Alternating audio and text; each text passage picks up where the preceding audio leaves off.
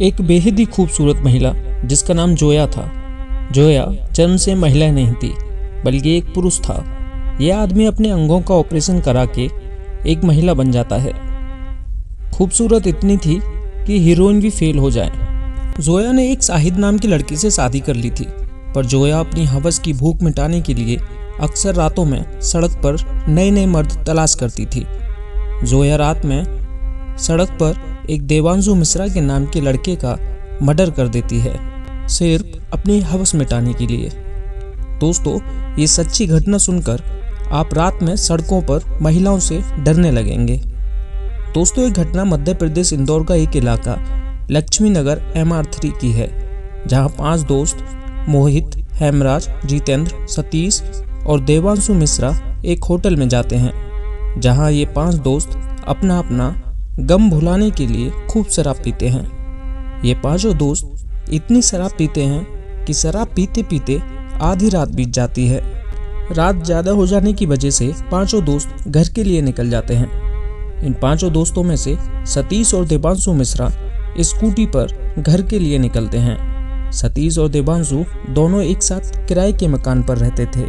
जैसे ही सतीश और देवांशु अपने घर के नज़दीक पहुंचते हैं, तभी सड़क पर इन दोनों दोस्तों को एक जोया नाम की लड़की रोक लेती है। जोया के साथ 2 साथी भी थे, जिनका नाम अल्लू और अलीम था। जोया सतीश और देवांशु को संबंध बनाने के लिए बोलती है, पर ये दोनों नशे की हालत में थे।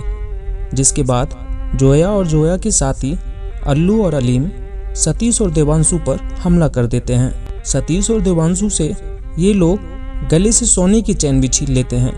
जिसके बाद इन लोगों में सड़क पर ही हाथापाई हो जाती है। जिसके बाद जोया और उसके साथी देवांशु पर चाकू से हमला कर देते हैं। सतीश और देवांशु इस कदर नशे में थे कि उनके साथ क्या हो रहा है उनको कुछ नहीं पता चलता।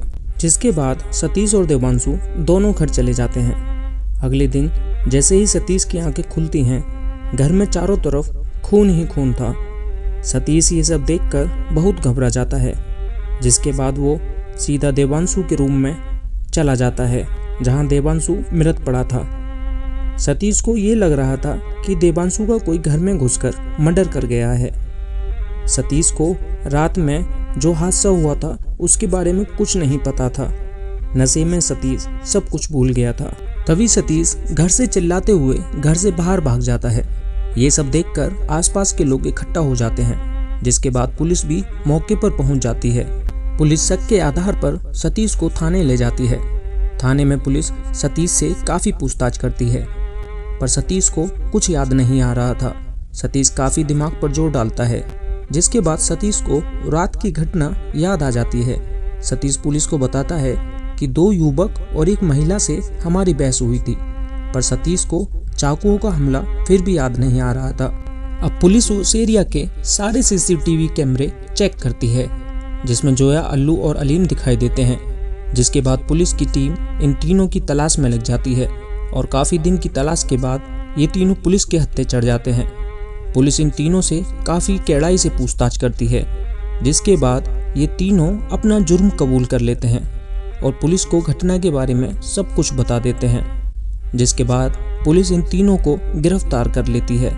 दोस्तों, इस घटना को सुनाने का मकसद हमारी किसी की भी भावनाओं को ठेस पहुंचाने का नहीं है, बल्कि आपको सतर्क और सुरक्षित करने का है। जय हिंद।